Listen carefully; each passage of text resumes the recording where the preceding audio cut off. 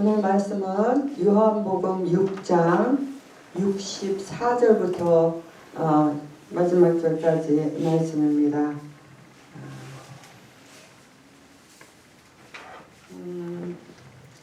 예수를 파는 유다가 나오는 그 장면이 있죠. 예수를 판 유다의 그 당시 상황과 또 그 인물에 대해서 또 그의 그 본성에 대해서 우리가 이 시간 살펴보는 시간 되겠습니다. 세상에 악한 일들은 거의 모두가 돈과 연관이 되어 있습니다. 사람을 배신하는 일, 이용하는 일, 또 사기, 살인, 모든 것이 거의 모두가 돈과 연결이 되어 있다고 봅니다. 그래서 마지막 시대에 나타나는 현상들입니다. 가정이 파괴됩니다. 부모 자식 간에 또 부부 간에 사회적인 문란이 있습니다. 또 교회도 마찬가지입니다. 교회의 가라지들, 즉 하나님 앞에 보이려고 하지 않고 사람에게 보이려는 그러한 가라지들의 그 역할 때문에 문란해지는 것이죠. 디모데후서 3장 1절 말씀 보면 이것을 알라 말세에 고통하는 때가 이르러 사람들이 자기를 사랑하며 돈을 사랑하며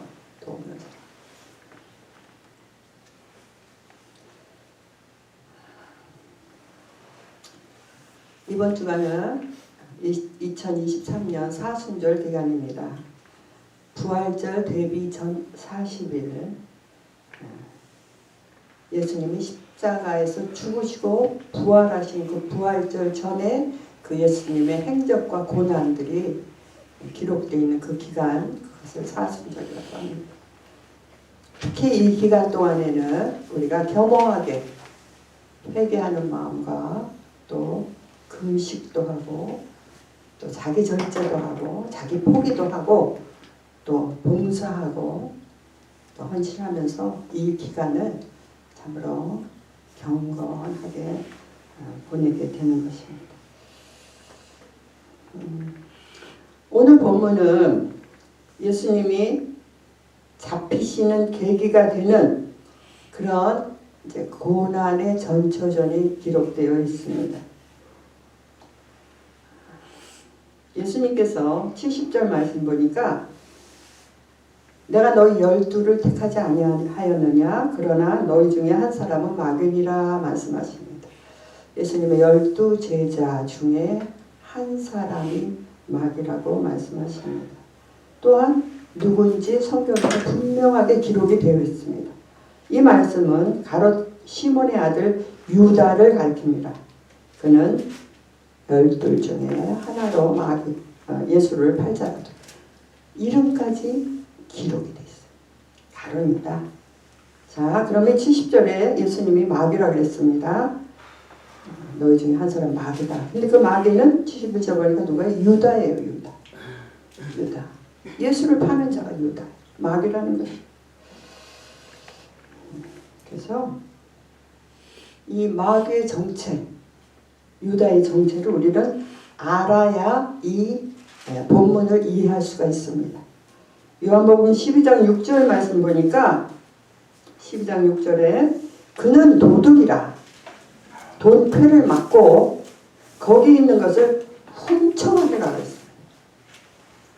요한복음 10장 6절에는 유다를 기록하는데요.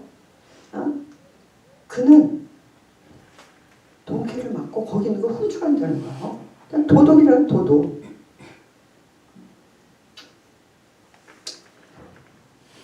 제 12 제자 중에서 한 명이 가룟 유다는요. 돈을 맡았기 때문에 보니까 굉장히 계산력도 빠르고 또 똑똑하고 현실적이고 또 굉장히 제자들과 예수님한테는 중요한 사람이었고 꼭 필요한 사람이었을 것입니다. 더 중요한 거는 사람들 보기에 인정도 받았던 것 같아요. 굉장히 현실적이고 자협도 잘하면서 사람들의 관계.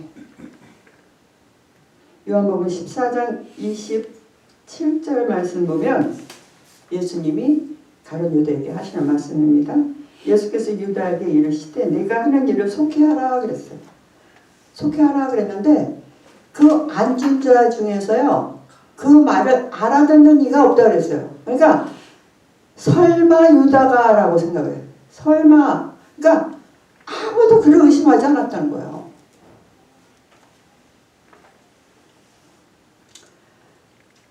이렇게 사단은 철저하게 속이는 거죠. 유다는요 주님을 등에 업고 돈을 좀 벌어보려고 했어요. 돈을 좀 벌어보려고 했어요. 하지만 돈은 모이지 않고 돈 쾌는 훔쳐가는데 넉넉하지도 않고 예수님은 성경 말씀 보니까 자꾸만 떠난다는 얘기만 하고 떠난다는 얘기만 자꾸 하시고 이상한 말만 하는 거예요. 아, 좀 예수님이 좀 나타나셔가지고 뭔가 좀 유명해지고 막 요새 말하면 성도들도 모이고 막 헌금도 들어오고 막 뭔가가 좀 이루어져야지 좋겠는데 그게 안 이루어진다. 그 고민을 했어요. 고민을 한 그 근거가 어디서 나오냐면은 마태복음 보면 나옵니다. 마태복음 26장 25절 말씀 보니까 그 앉은 자 중에 한 이가 없다 그랬을 때 유다가 대답하여 이르되 라비여 나는 아니지요 라고 말합니다. 라비여 나는 아니지요 라고 얘기했을 때 예수님이 내가 말하였도다 라고 얘기합니다. 그래도 제자들은요 그 말 뜻을 못 알아들었어요. 하지만 유다는 그 순간 찔림이 있었을 거예요. 찔림이 있었을 거예요. 그래서 누가복음 22장 3절 말씀 보면은 그때 사단이 그에게 들어갔다고 얘기합니다. 유다에게 사단이 들어가니라. 자기 마음대로 안 되니까 결국은 자기가 원하는 대로 바라는 대로 하고 싶은 대로 안 되니까 결국에는 뭐예요? 그 생각에 사단이 들어오는 거예요. 그래서 여러분 우리는요 그렇게 많은 것에 대한 생각과 마음과 계획이 있으면 그것이 주님의 뜻이 아니고 주님 중심이 아니면요 반드시 사단이 공격할 수밖에 없고 사단이 공격을 받을 수밖에 없는 우리는 연약한 그릇들이라는 것입니다.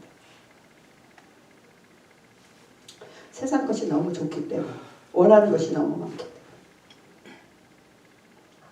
그래서 누가복음 22장 3절 말씀 보니까 4절 말씀에 이에 유다가 대제사장들과 성전 경비 대장들에게 가서 예수를 넘겨줄 방도를 의논하더라 그랬어요. 이제 계획에 들어가는 겁니다. 계획에 들어가. 그 생각에 이미 사단이 들어왔어요. 그래서 대제사장들과 경비대에 가서 이제 어떻게 예수를 넘겨줄까 하는 그 모의가 시작되는 것입니다.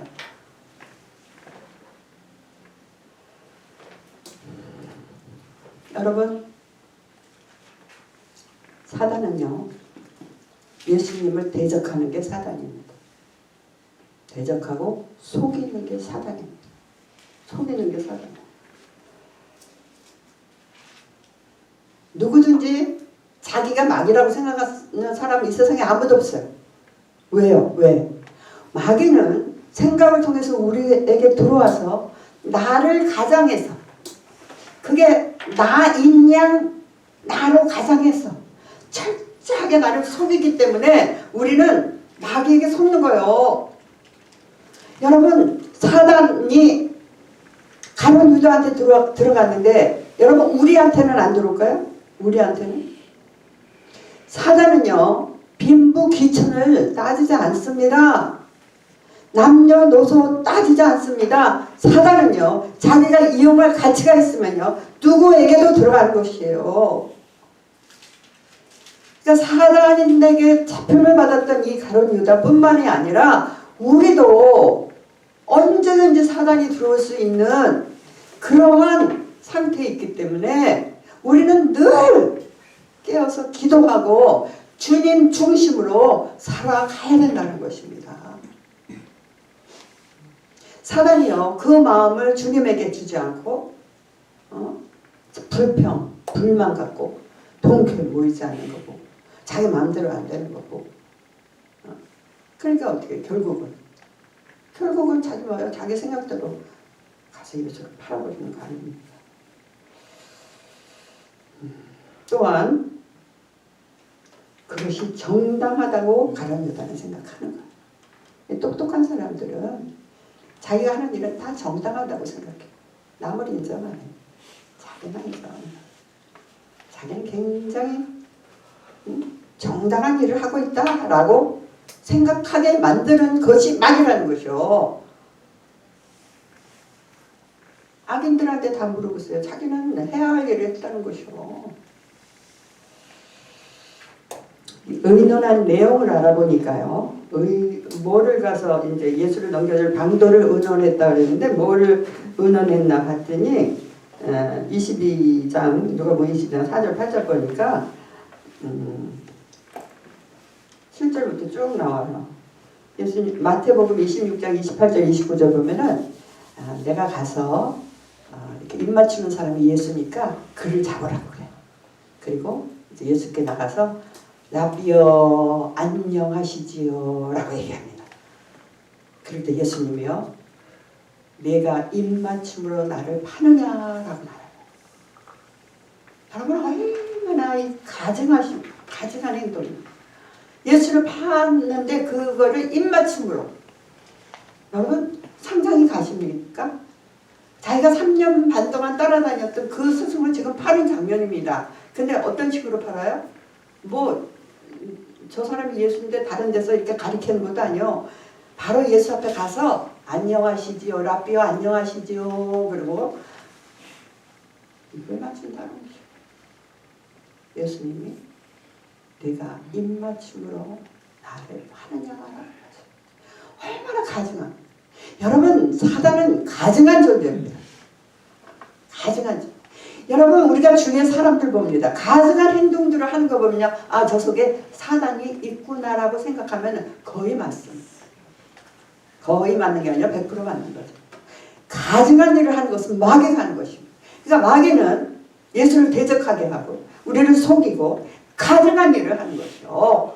속과 겉이 틀리다는 것이요. 그 계획과 마음, 입술로 하는 말 틀리다는 것이요. 예수님은요, 우리의 마음과 뜻이 오직 하나가 되기를 원하십니다. 그래서 진실한 자, 정직한 자를 하나님은 사랑하십니다. 그래서 결국은 일을 저지른 다음에 그것이 이제 악한 일, 해서는 안 될 일이라는 것은 나중에 알게 돼. 그리고 후회해도 소용없지. 그때는 마귀가 다 일을 저질러 놨는데 마귀가 이제 다 그 사람을 사용해놓고 이제 딱 떠나니까 그때 정신 차리고 그 양심이 돌아와서 그때 이제 깨닫는 거예요. 근데 해서는 안 될 일을 했잖아. 저지른 다음에 후회해도 무슨 소용이 있어. 그러니까 어떻게 해요? 유다는 가서 목매서 목매 떨고 죽는 거예요. 예수를 판자입니다. 예수를 판자. 그리스도를 판자. 인류의 역사상 참으로 메시아 그리스도를 판 가룟 유다의 이름이요. 대대로 지금까지 또 앞으로도 계속 그 유다의 이름은 그렇게 전해질 것입니다. 그러니까 마태복음 26장 24절 말씀 보면 인자는 자기에 대하여 기록된 대로 하느냐 인자를 파는 그 사람에게는 화가 있으리로다 라고 말씀하십니다.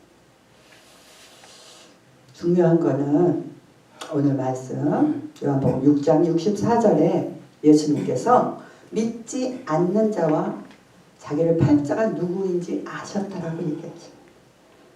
처음부터 아심이라고 그래요. 처음부터. 전지, 전능, 모든 걸 다 하시는 하나님. 사람의 마음 중심까지 헤아리시는 그 능력의 하나님. 다 하신다는 거예요.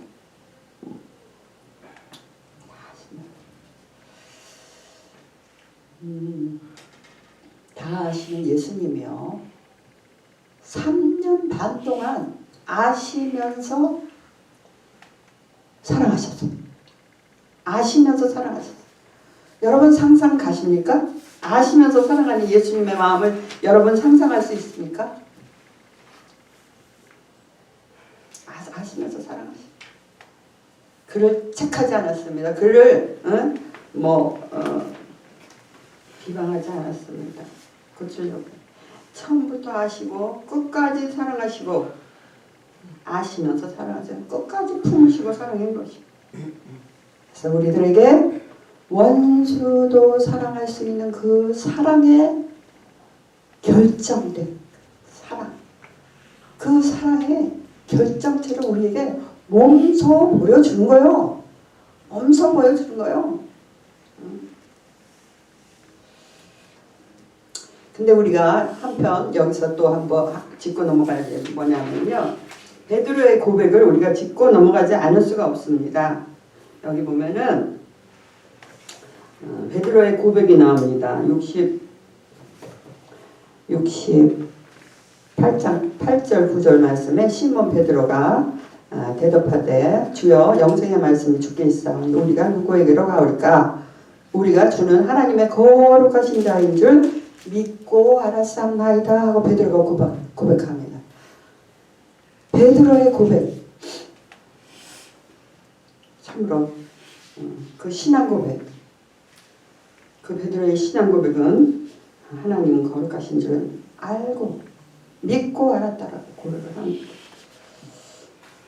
여러분 3년 반 동안 이렇게 서로 다른 두 사람이 함께 있었는데도 베드로의 주님을 사랑하고 사모하는 그 거룩한 마음을 가진 베드로와 늘 마음속에 계획하고 자기 뜻대로 자기 끌고 가려는 가룟 유다의 마음과 보이지 않는 마음들이 3년 반 동안 있으면서도 전혀 몰랐다는 거예요. 전혀 몰랐다.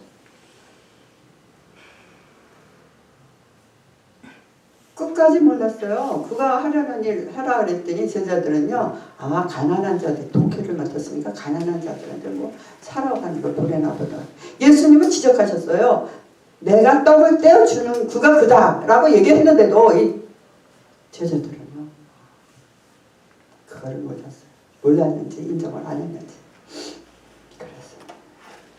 그래서 제자들 베드로와 우리가 가룟 유다의 그 극한 상반된 그 인격성을 통해서 참으로 우리 사람은 믿을 수 없구나. 보이는 모습, 보이는 이거는 정말 믿을 수 없구나. 그 속에 뭐가 들었는지 알 수 없구나. 우리도 마찬가지입니다. 우리도 여러분 세상을 살아갈 때에 우리는 베드로와 같은 신앙 고백을 하는 것은 물론이고 또 오직 예수 중심으로 따라가면서 주님만 바라보고 주님의 뜻 안에서 내 생각 버리고 내 계획 버리고 여러분 너무 똑똑해지려고 그러지 마시고요. 너무 뭔가를 계획하려고 여러분 뭔가 하려고 하지. 주님께서 이끄신 대로 나가면 주님께서 우리를 나보다 나를 더 잘하시고 주님께서 계획하시고 예배하시고 축복하셔서 마침내 하나님의 영광으로 우리에게 채워 주실 것을 믿습니다. 이 시간 우리 기도하십니다. 내 자신을 돌아보면서 참으로 내 속에 있는 부분 가룟 유다와 같은 부분이 있었다면 이 순간 바로 회개하시고 돌이키시고 주님께 돌아오는데 주님께 고백하고 회개하고 주님 참으로 주님을 살아가는 베드로의 고백이 나에게도 있게 해달라고 여러분 기도하시면서 이 시간 주님을 생각하는 시간 되겠습니다. 기도하십니다. 주여